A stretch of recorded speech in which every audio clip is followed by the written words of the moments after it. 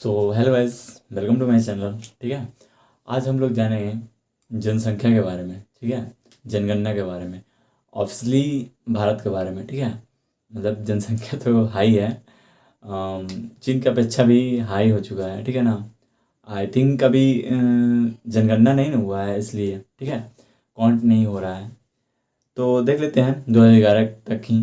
ठीक है, कितना बार हुआ है, कितना बार आज़ादी के बाद हुआ है, कि कब से स्टार्ट हुआ है, जनगणना शब्द का उपयोग कब सबसे पहले कहाँ हुआ है, ये सब टोटली जो है अच्छे तरीक़ा से समझ जाइएगा। ये सब है ना, जिससे 2 क्वेश्चन लिखा हुआ रहता है, मतलब लिखा हुआ रहता है कहने का मतलब अर्थ हुआ मेरा ये कि 2 क्वेश्चन ज़रूर आता है। ठीक है ना, तो फुल्ली बात कीजिए।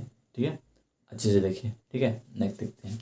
तो जनगणना, ठीक है, जनगणना जनगणना जो है उसका अध्ययन, सबसे पहले जनगणना का अध्ययन किस में किया जाता है। ठीक है, जनगणना का अध्ययन किस में किया जाता है, तो जनगणना का अध्ययन जो है डेमोग्राफी में किया जाता है। ठीक है, डेमोग्राफी में किया जाता है। डेमो का अर्थ हुआ जन। ठीक है, यानी जन मतलब व्यक्ति, लोग। ठीक है ना, संख्या। ठीक है, ग्राफी, ठीक है ना, ये एच है। ठीक है, ग्राफी यानी कि ग्राफी का अर्थ हुआ गणना, गिनती करना। ठीक है ना, कलेक्शन करना। ठीक है ना, तो ये हुआ गणना मान लेते हैं। ठीक है, गणना। ठीक है, इसलिए ये जनगणना है। ठीक है ना, जनगणना यानी कि लोगों का अध्ययन करना ही डेमोग्राफी कहलाता है, यानी जनगणना है। ठीक है ना, कि कितना लोग किस क्षेत्र में हैं। ठीक है, तो वहां हो गया।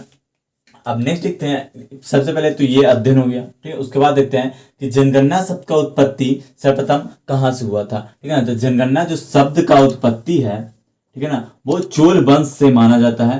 ठीक है ना, चोल वंश से माना जाता है, यानी कहा जाता है कि सबसे पहले चोल वंश ही जनगणना हुआ था, यानी चोल वंश का जब शासक था ना, तभी जनगणना हुआ था। ठीक है ना, माना जाता है, लेकिन उसका साक्ष्य उपलब्ध नहीं है। साक्ष्य उपलब्ध मतलब कहने का मतलब ये है कि उसका कोई भी प्रूफ नहीं है अब तक। ठीक है ना, तो नेक्स्ट लिखते हैं सर्वप्रथम जब उसका साक्ष्य प्राप्त है। ठीक है ना, जब से देखते हैं हम लोग, तो लॉर्ड मेयो के शासनकाल में 1871 में, सॉरी 1872 में सर्वप्रथम जनगणना का स्टार्ट हुआ। कब हुआ सर्वप्रथम जनगणना का स्टार्ट हुआ? कब किनके शासनकाल में? सॉरी, लॉर्ड मेयो के शासनकाल में। ठीक है, लॉर्ड मेयो।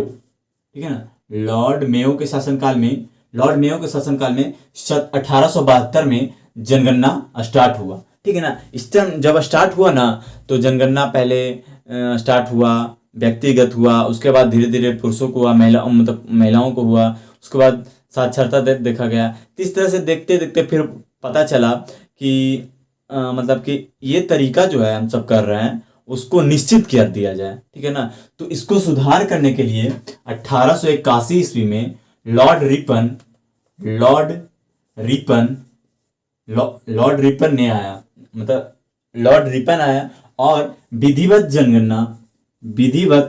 जनगणना की शुरुआत किया। ठीक है ना, यानी विधिवत गणना का शुरुआत कब हुआ? तो 1881 ईस्वी में ही। वहीं अगर पूछ दे, वहीं अगर यहीं से क्वेश्चन पूछ दे कि 10 वर्षीय जनगणना कब से स्टार्ट हुआ? ठीक है, 10 वर्षीय जनगणना, जो 10 वर्ष पे एक बार जनगणना होता है ना। ठीक है, अब अभी भी क्या होता है, 10 वर्ष पे जनगणना होता है। ठीक है, तो ये 10 वर्षीय जनगणना जो है वो कब स्टार्ट हुआ? तो 1881 ईस्वी में, 1881 ईस्वी में प्रथम बार जनगणना जो है विधिवत जनगणना एवं वार्षिक रूप से, मतलब 10 वर्षीय योजना, सॉरी योजना कर रहे हैं, 10 वर्षीय तरीका से जनगणना का स्टार्ट हुआ, यानी शुरुआत हुआ। ठीक है, तो नेक्स्ट देखते हैं सबसे पहले कि आजादी से अब तक, ठीक है ना, आजादी के बाद से कितना बार जनगणना हुआ और आजादी से पहले से मिलाकर कितना बार जनगणना हुआ। ठीक है, तो यहां से 1872 से जोड़ते हैं, तो 1872 से लगाकर अब तक 2011 में जो हुआ था जनगणना, वो 15वीं जनगणना था। ठीक है ना, 16वीं जनगणना जो है, 16वीं जनगणना जो 2021 में होने वाला था, वो कोविड-19 के कारण, ठीक है ना, कोविड-19 के कारण वह स्थगित कर दिया गया। स्थगित कर दिया गया कहने का अर्थ मेरा ये है कि वो रद्द कर दिया गया, उसको नेक्स्ट ईयर में, यानी कि अगर 22 में हुआ तो हुआ, 22 में हुआ तो हुआ, नहीं तो डायरेक्ट 2031 ईस्वी में होगा। कब होगा? 2031 ईस्वी में होगा। ठीक है, यहाँ पे ये अगर जब भी होगा नेक्स्ट तो वो 16वीं जनसंख्या होगा। ठीक है ना, 16वीं जनसंख्या ही होगा, मतलब सॉरी जनगणना होगा, 16वीं जनगणना होगा। लेकिन कहा जाएगा कि कौन सा वर्ष में जनगणना रद्द कर दिया गया था। ठीक है ना, बड़ा मुद्दा था वो कोविड-19। ठीक है ना, तो ये पूछा जाएगा कब कब हुआ था, तो 2021 में। ठीक है ना, महामारी के कारण। ये अभी क्वेश्चन नहीं पूछा जाएगा वर्तमान में, जब इसका एक से मतलब सॉरी 2 साल जब बीत जाएगा ना, उसके बाद ये क्वेश्चन रिपीट होगा। ठीक है ना, तो देखिएगा ये आता है कि नहीं। तो नेक्स्ट है कि आजादी के बाद, ठीक है ना, 1947 में भारत आजाद हुआ। ठीक है ना, उसके बाद से जनगणना कब हुआ, मतलब कितना बार हुआ। ठीक है ना, उसके बाद से जनगणना कब हुआ था, तो 1991 में हुआ था।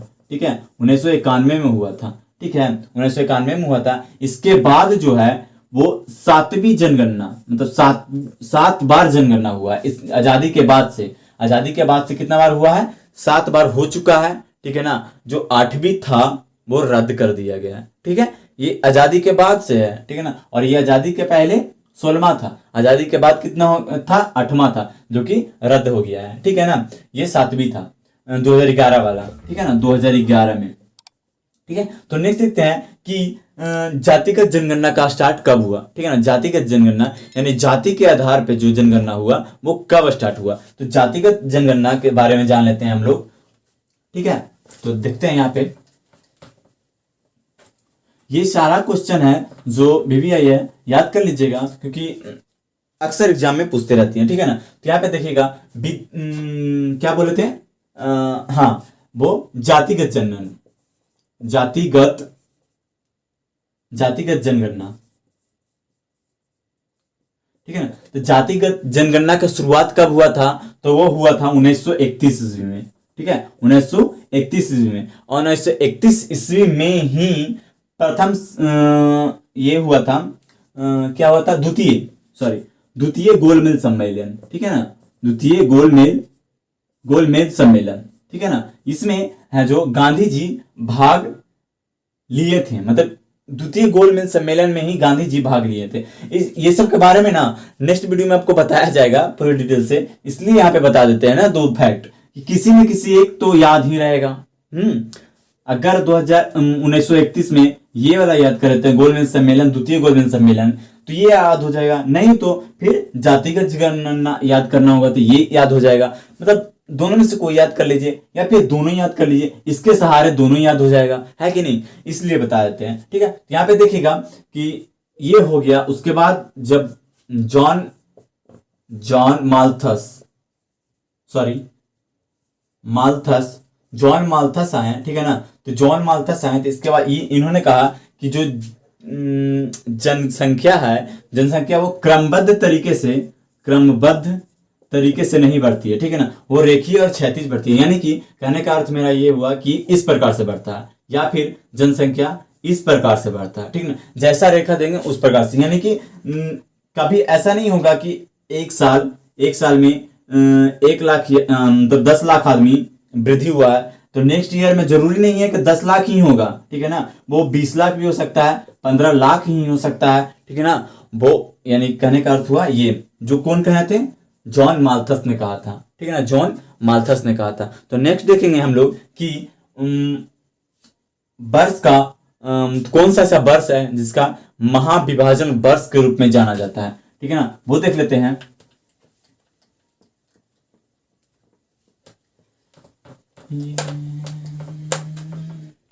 हाँ, तो कौन सा ऐसा वर्ष था जिसमें जनसंख्या काफी तेजी से वृद्धि हुआ था। ठीक है ना, काफी तेजी से वृद्धि हुआ था, उसे महाविभाजन वर्ष कहा जाता है। ठीक है ना, तो वो था 1951 बोलते हैं ना इसको, 51। ठीक है, 1951 में महाविभाजन हुआ था। ठीक है ना, विभाजन।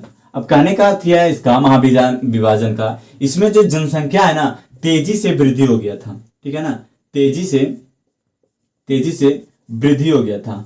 उसके बाद से ही 1992 में पंडित जवाहर लाल नेहरू ने, उस टाइम के प्रधानमंत्री कौन थे? 1947 में प्रथम बार बने थे पंडित जवाहरलाल नेहरू ही, ठीक है ना। पंडित जवाहरलाल नेहरू ही, जो कि 10 वर्ष तक रहे थे, ठीक है ना। तो भाई ये 1992 में एक पॉलिसी लागू किया जिसमें किसके थ्रू? परिवार नियोजन पे था, ठीक है ना। परिवार नियोजन पे था, ठीक है ना। नियोजन, परिवार नियोजन, ये भी क्वेश्चन आता है, परिवार नियोजन भारत कब अपनाया था? तो 1992 में, ठीक है ना। 1992 में यहाँ पे जनसंख्या तेजी होने के कारण परिवार नियोजन आया था, जिसमें कहा गया था कि हम दो और हमारे दो। उसका प्रमुख नारा था ये, हम दो और हमारे दो, ठीक है ना, ये था, ठीक है। तो नेक्स्ट देखते हैं ना, ये महाविभाजन वर्ष था। तो अब लघु विभाजन वर्ष भी होगा जिसमें जनसंख्या माइनस में गई होगी, ठीक है ना। ऐसा भी तो हो सकता है, तो वो देखते हैं उसके बाद, ठीक है। तो वो था 1921, ठीक है ना। 1921 को लघु विभाजन वर्ष बोला जाता है, ठीक है। लघु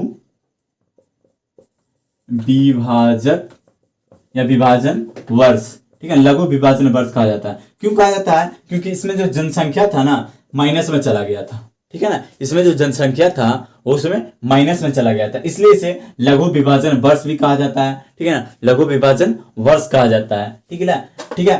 तो नेक्स्ट देखते हैं हम लोग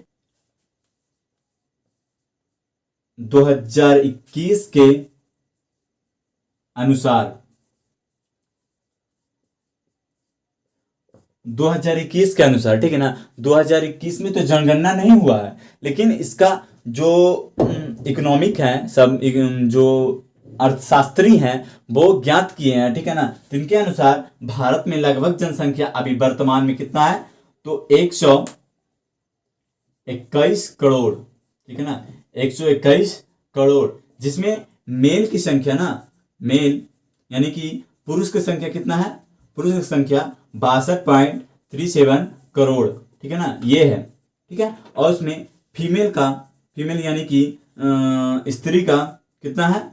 स्त्री का 58.65 करोड़, ठीक है ना। ये है फीमेल का जनसंख्या और मेल का जनसंख्या, और 2021 के अनुसार, ठीक है ना। और 2021 में कितना है? देखिए यहाँ पे भी 21 है, यहाँ पे भी 21 है, बस यही से ऐसे ही याद रखना है, ठीक है। 121 करोड़, ठीक है ना, 121 करोड़ है, ठीक है। तो नेक्स्ट देखते हैं हम लोग कि जनघनत्व कहाँ अधिक है, ठीक है ना। जनसंख्या घनत्व कहाँ अधिक है? जनसंख्या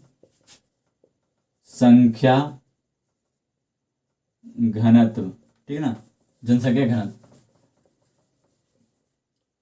हाईएस्ट देख लेते हैं, हाई और लो, ठीक है ना, मतलब हाईएस्ट कहाँ है, लोएस्ट कहाँ है, ठीक है ना, ये देख लेते हैं। तो हाईएस्ट जो है हमारा बिहार का है, ठीक है, कहाँ का है? बिहार,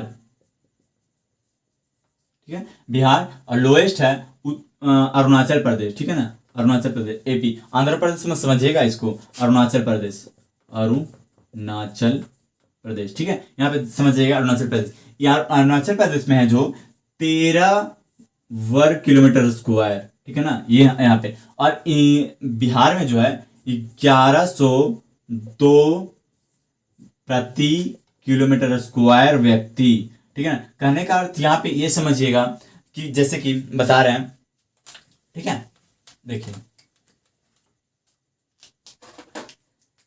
क्या है? प्रति किलोमीटर स्क्वायर, यानी कि 1 किलोमीटर इधर, ठीक है, 1 किलोमीटर इधर, 1 किलोमीटर इधर, ठीक है ना, 1 किलोमीटर इधर बढ़ा देते हैं, और 1 किलोमीटर इधर, फिर 1 किलोमीटर इधर, यानी ये स्क्वायर हो गया, वर्ग हो गया ना, ये वर्ग हो गया।